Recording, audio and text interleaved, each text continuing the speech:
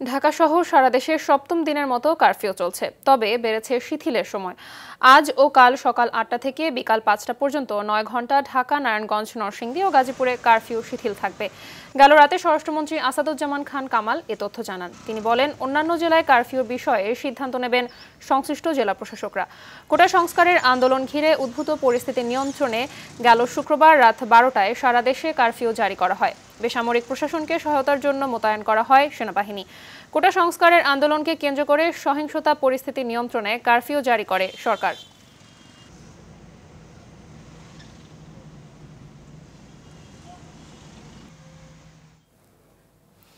Curfew শিথিল সময়ে রাজধানীর পরিস্থিতি জানাতে মানিক মিয়া এভিনিউ থেকে সবশেষ অবস্থা জেনে নেব সহকর্মী এয়ার বাদলের কাছ থেকে। মাহবুবা, আমি মানিক মিয়া এভিনিউ থেকে যুক্ত হয়েছে জাতীয় সংসদ ভবনের সামনে থেকে।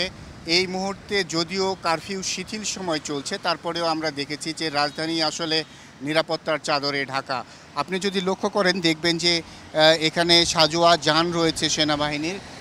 বাংলাদেশ সেনাবাহিনী কারফিউতে যে দায়িত্ব পালন করছে এটি তারই একটি অংশ।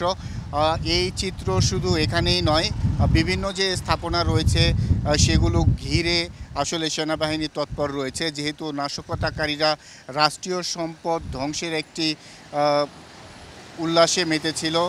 সেই কারণেই আসলে সরকার নিয়ন্ত্রণের জন্য কারফিউ জারি করেছে। এই শিথিল সময়েও যদিও যানবাহনের চলাচল বেড়েছে, কিন্তু এখন পর্যন্ত রাজধানীর বিভিন্ন এলাকাতে আমরা দেখেছি সেনাবাহিনীর পাশাপাশি বিজিবি সদস্য, আনসার সদস্য এবং র্যাব, পুলিশ সবাই দায়িত্ব পালন করছে এবং টহল দিচ্ছে। আমাদের কাছে এমনটি চোখে পড়েছে এবং সেই সাথে যানবাহন চলাচল করছে এবং মানুষজন রাস্তায় বেরিয়েছে। যদিও শুক্রবার হওয়ার কারণে যানবাহনের চাপ কিছুটা কম এবং মানুষ ঘর থেকে কম বেরিয়েছে। একান্ত যাদের প্রয়োজন তারাই বেরিয়েছে। তবে অন্য দিনের তুলনায় আজকে জনজীবন অনেকটাই স্বাভাবিক এবং মানুষ তাদের নির্বিঘ্নে চলাচল করছেন এবং যে যার কাজে যাচ্ছেন, এমনটি আমরা দেখেছি। অনেকের সাথে কথা বলেছি, তারা জরুরি প্রয়োজনে বের হয়েছেন এবং বলছেন যে এই পরিস্থিতি ধীরে ধীরে স্বাভাবিক হবে, তেমনটা প্রত্যাশা করছেন তারা। এখন পর্যন্ত রাজধানীর কোথাও আমরা কোনো নাশকতার খবর পাইনি এবং সব কিছু একেবারে সুষ্ঠু স্বাভাবিকভাবে চলছে। শান্ত একটি পরিবেশ বিরাজ করছে রাজধানী জুড়েই।